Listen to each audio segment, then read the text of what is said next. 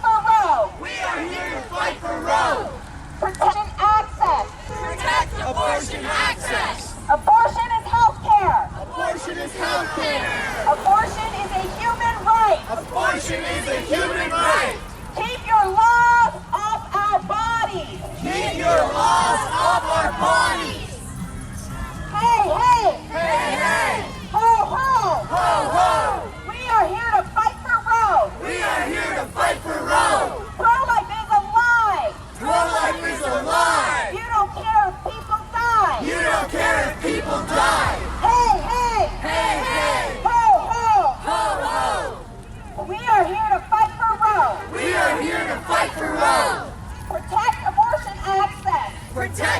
abortion access. Keep your laws off our bodies. Keep your laws off our bodies.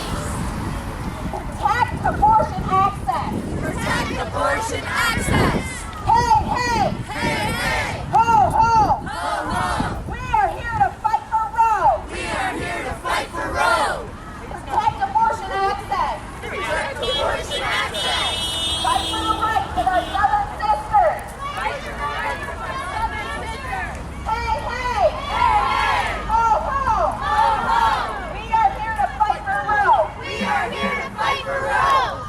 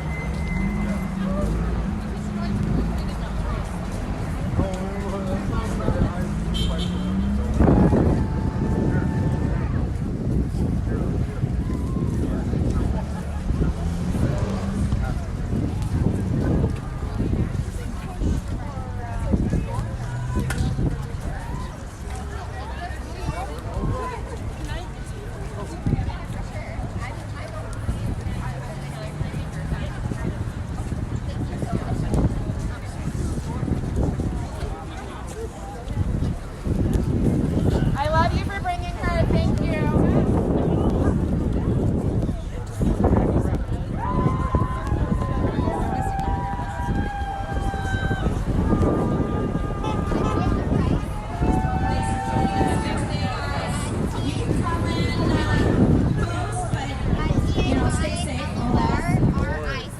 And your title is?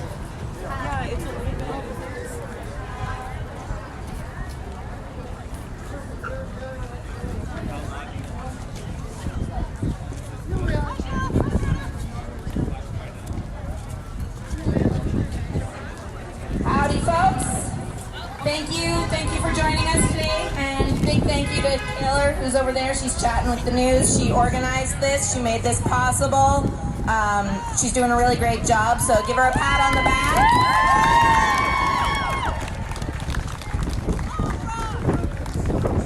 Here, I'll go up here so you can kind of see me. All right. So we've got a couple of speakers here today. We're going to start off with Desiree. Desiree, if you can join us, yeah? Thanks, love. Okay.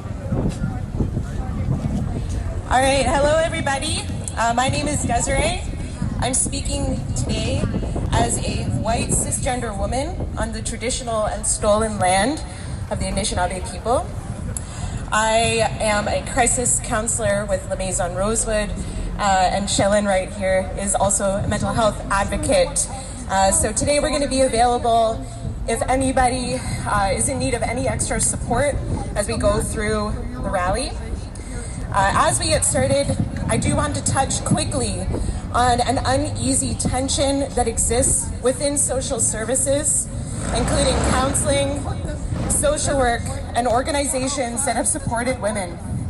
On one hand, these services aid and support many people, and at times they have reproduced the same power systems that they are meant to challenge.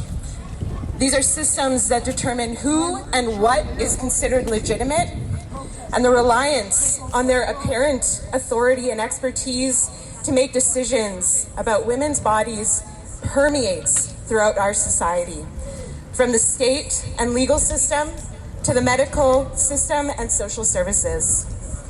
We recognize how social services, as with reproductive rights, have looked different for different people who exist outside the boundaries of what is deemed normal or acceptable. and how the ideas that inform these interventions and practices, policies and laws run the risk of reproducing oppression when they don't address underlying structural inequalities built on colonialism and patriarchy.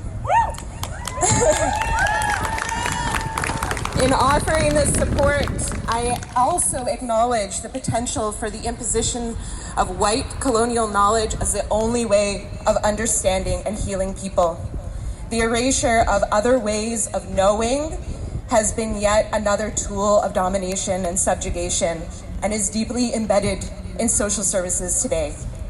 Our work within social services and the fight for reproductive rights and justice involves deconstructing and decolonizing harmful and oppressive hierarchies and paradigms. Through this acknowledgement, we endeavor to honor the resiliency, self-determination, and autonomy of all people. Thanks, everybody. Thank you, Desiree. Thank you for stressing the importance of mental health and treating abortion kindly when treating people's mental health. Thank you. Our next speaker is Shelby. So Shelby, if you can come on up here. Shelby with the good shirt.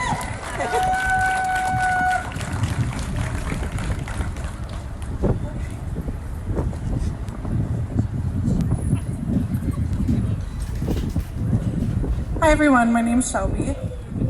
I am a mother, a daughter, a friend, and most importantly, I am a woman.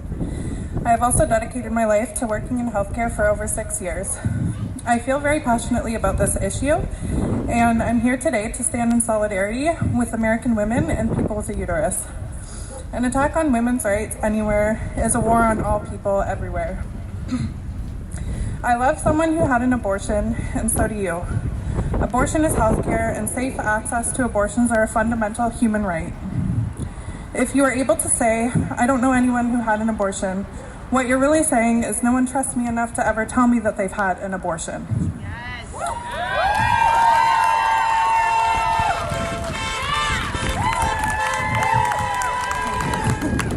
I'm here because I don't want my daughter to grow up in a world with less human rights than her own mother and grandmother had. This major step back in history affects us all. And to the men, this affects your sisters, aunts, daughters, mothers, friends, co-workers, and all. Now is the time to speak up, not sit down. A person's right to choose must be protected at all costs everywhere. Women and people with a uterus deserve and have fought hard to have autonomy over their own bodies. Don't stop making noise, don't stay silent or compliant. I know that many of us right now are feeling sadness, disappointment, and even rage.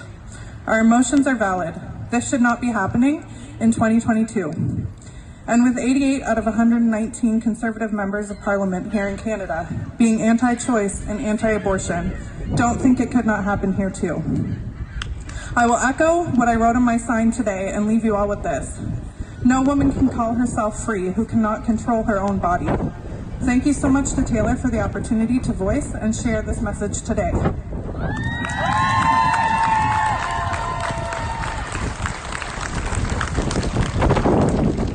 Thank you, Shelby. Thank you. That's very touching. Thank you. Our next speaker is Haley. So come on, join us up here.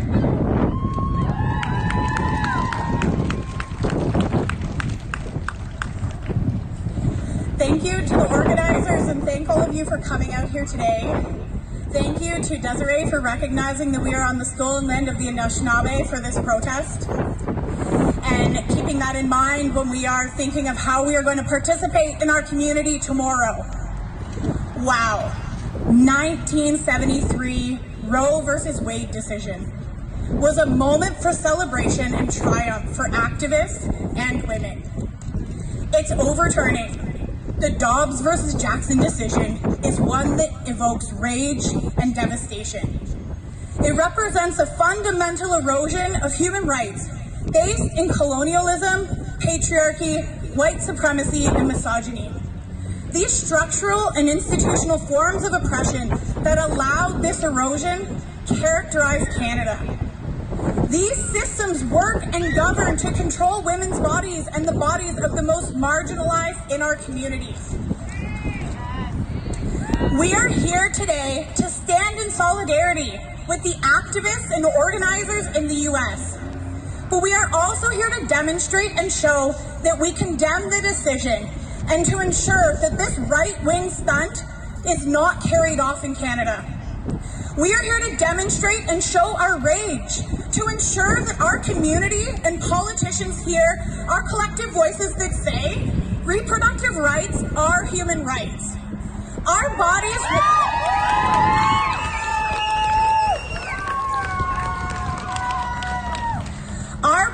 will not be controlled. Our access to healthcare will not be eroded. We have people in positions of power in this country, in this community, that believe they're entitled to ignore our autonomy and use colonialism, sexism, and racism to control our bodies. We have people in positions of power that believe we shouldn't be allowed to choose what we do with our own bodies. We will persist. We will persist in asserting our autonomy. We will persist in our calls to our politicians to greater access to abortion services throughout this province and this country. Ontario only has 9 abortion clinics. Almost all are in the south. New Brunswick doesn't have a single abortion clinic. These limitations disproportionately impact women in remote and rural communities, sex workers, individuals living in poverty, the 2S LGBTQ+ community members, and women living with disability.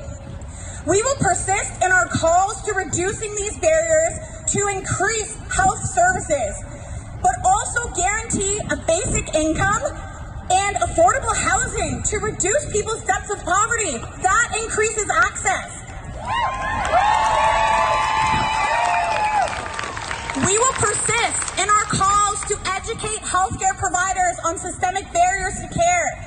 We will persist in demanding the Government of Canada intervene and amend the criminal code immediately in light of the decision that permits extreme intoxication as a defense for rape and sexual assault. The argument that anti-choice advocates are working to save lives is bullshit. Anti-choice is exactly that. Anti-choice, based in colonial and misogynist history in an attempt to control our bodies. But here we are today. Today, all of us together, showing and demonstrating our power and collective voices. My reproductive rights are basic health care. Our voices will never be silenced. Today, here with all of you, our collective voices are strong. And our collective energy will make change. Thank you. Thank you, Haley. That's powerful. Thank you. Our next speaker is Christian.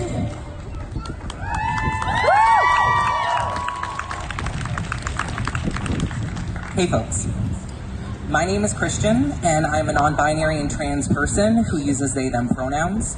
A few things I do. I am chair of the board of a local pride organization here at Simcoe Pride. I'm also a peer facilitator at a group called TransQ. So I have a few different things that I do throughout the day, and talking about our rights is definitely one of them. We're here to rally today for improved reproductive rights in Canada. And we can see what this limbo, this legislative limbo, has done in the States and what it could do here in Canada. I'd like to start by covering some history of reproductive rights in Canada, and I would like to also credit an amazing organization that I used to educate myself on this. The National Abortion Federation Canada, or NAFCanada.org. In 1969, the Liberal government permitted abortion in certain circumstances. Abortions were to be provided only in a hospital if a committee of doctors decided that continuing the pregnancy might endanger the pregnant person's life or health.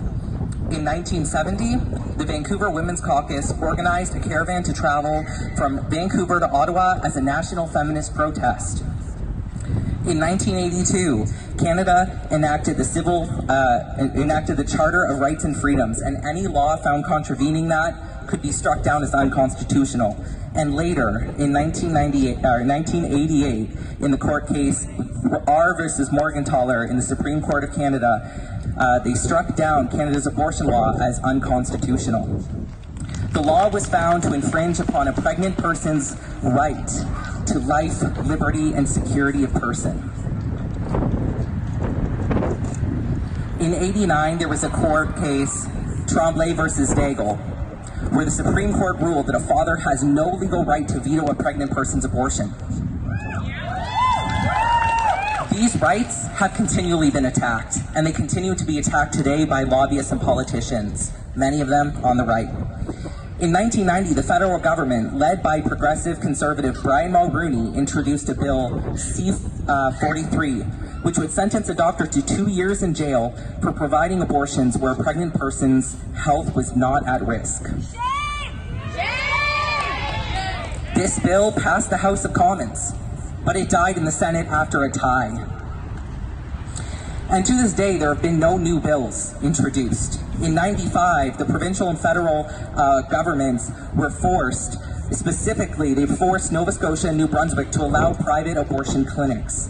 Some provinces and territories decided to cover the cost, but honestly, for the majority of Canadians, they had to pay it out of pocket. This was not provided as health care. In only 2014, New Brunswick released changes to remove barriers. Before, it had to be done in a hospital, and there had to be 2 doctors to write a letter for it. Now, it just states that it has to be performed in a hospital facility. The only laws in effect just protect abortion clinics and practitioners from protest. We have no legislative law that protects abortion in Canada. The same thing that happened in the States could happen here in one court case. In 2021, there was Bill C-233, which was brought forward. This bill sought to ban doctors from performing an abortion based on the sex of a fetus, and it was defeated. 81 of those who voted against it out of the 82 were conservatives, PCs. The only other one was Derek Sloan, a former PC MP and the leader of the current Ontario Party. Legislation is controversial, and a lot of experts say it would cause backlash. But what are we going to do if there's a single case that makes a precedent like what happened south of the border? I'd like to speak personally about a few barriers that I and people I know may have faced. I would also like to mention my use of the term pregnant person instead of woman, because many non-binary and trans people may also become pregnant, and pregnant people does include women. I'm not a woman. I can become pregnant. That's just part of my body. Many LGBTQ people may also require abortions for various reasons. And a lot of the barriers may be reproductive the cost of healthcare. You know, if people can't afford their medications and can't afford that. Many people are told that they are too young to receive permanent surgeries, yet men can go and get a vasectomy really easy. We need to be mindful that regardless of reasoning, anyone who can become pregnant deserves the option of abortion as a fundamental human right. Many pro-choice activists are not protecting lives, they're just pro-birth. We need to increase supports for parents, including access to affordable housing, affordable cost of living, food, childcare, and many others, so parents can make a good choice for them. Fetuses do not cease at birth, and we have to care about parents and children.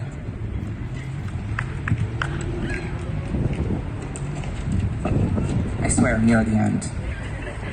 It's easy to say you're pro-life and do nothing more. We need to come together to support pregnant people, parents, and children, regardless of what your personal decision is. No one has the right to restrict and take away the rights of others. I personally have faced issues with healthcare. I know people with very traumatic stories, including those who have had procedures done against their will, those who were denied medically necessary hysterectomies, those who were pressured to keep their pregnancies that impacted their health negatively. We need to reduce stigma, and we need protections now. We also need greater access to reproductive health care so that there are less barriers and less waiting time. To sum everything up, we must do better. We need to provide greater access to reproductive health care, and we need to increase support for parents. This means access to affordable housing, access to affordable cost of living, including food, childcare, and many more things. It also means greater access to abortions around Canada and not provincially only, province to province. In my opinion, we also need greater protections for reproductive health care, including increased legislation to solidify our rights. Thank you. Thank you, Kristen. Thank you very much. And we agree with them. Can you give a Do Better Canada? Once more with feeling. That's right. All right. Up next, we have Red. Come on, join us up here.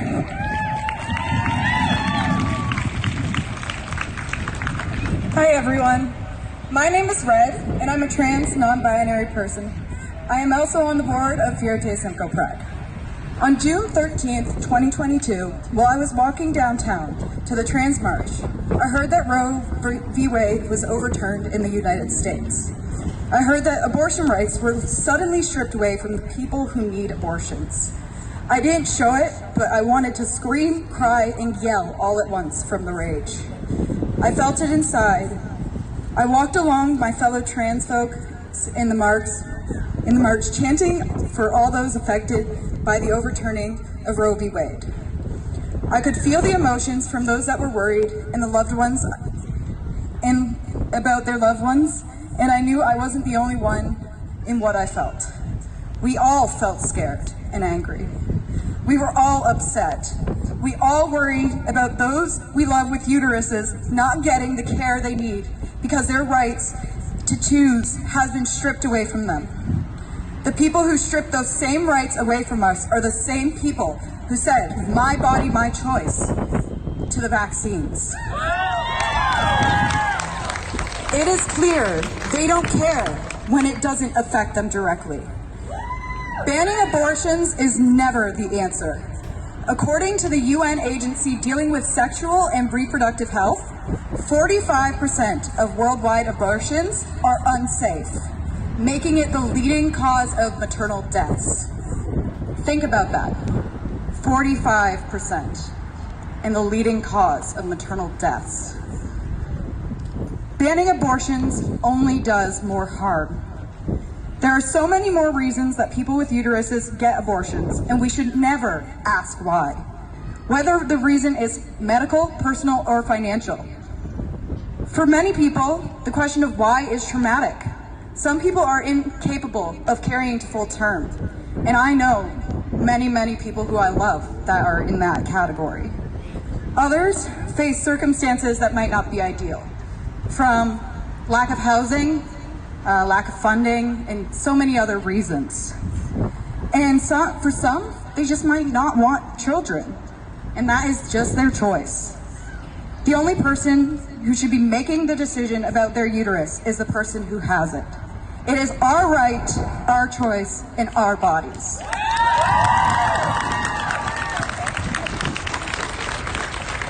Thank you, Red. Thank you. Next up, we have Morgan. Can you join us up here, please?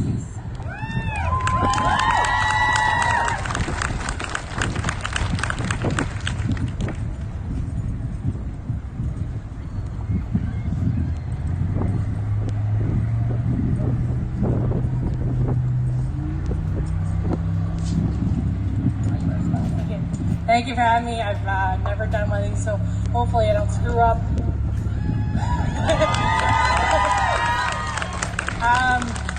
I would love to talk about the disability side of the reproductive justice of Roe v. Wade. So disabled folks don't get a lot of bodily autonomy.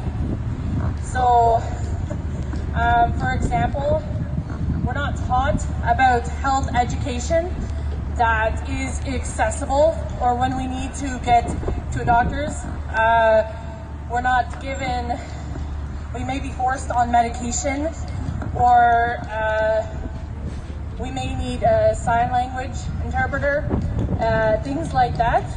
And society views us as non-sexual beings.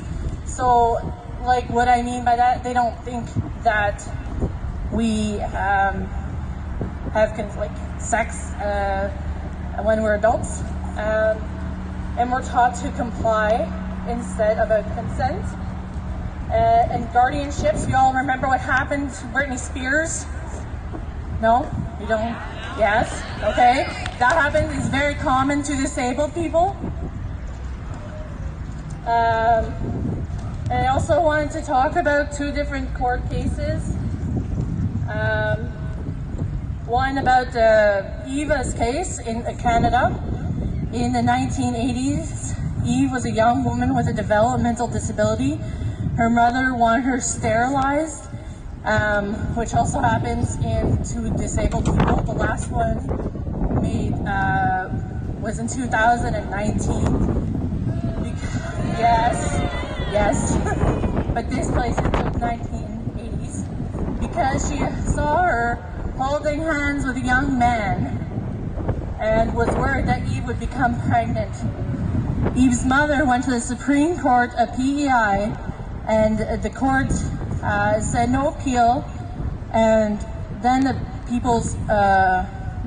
Eve should be the People's First Canada legal and I did not write this out right. The Community Living and People's First Canada Association started working in 1981, and in 1985 they went to court. It was the first time folks with developmental disabilities got the right to not be sterilized or be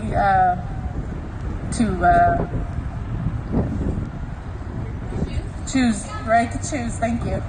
Yes. And regarding the U.S., we know about Brett Kavanaugh. So this one's in 2017. He ruled against 3 women with developmental disabilities who all wanted to continue on with their pregnancy, but were forced to terminate all 3, and all 3 of them received care from the Department of Disability Services.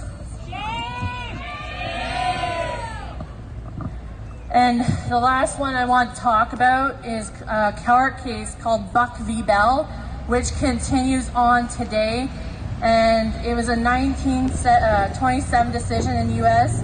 that has never been overturned. It allows the sterilization of society, the unfit and feeble-minded, and folks with developmental disabilities. Backstory, Carrie Buck was 18 years old and was institutionalized by her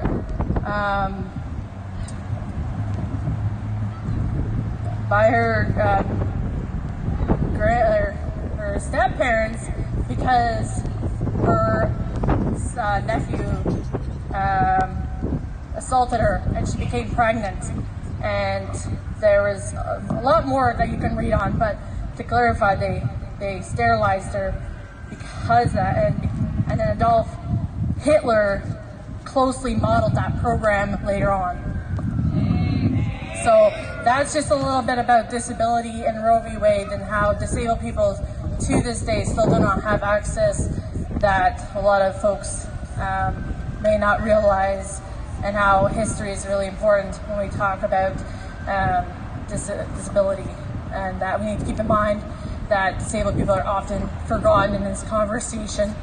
So, yeah.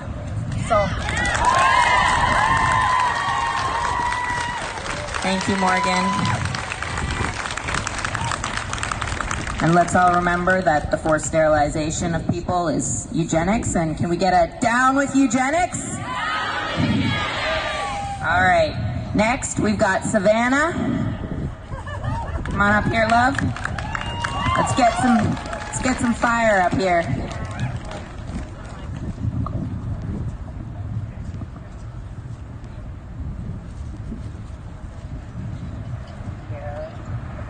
No, I'm good. Hi, everyone.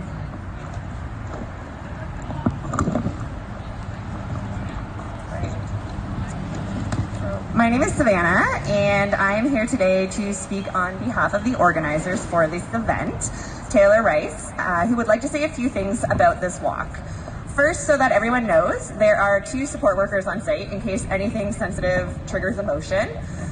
And I'd also like to say a huge thank you to Huronia Transition Homes and Rosewood Shelter.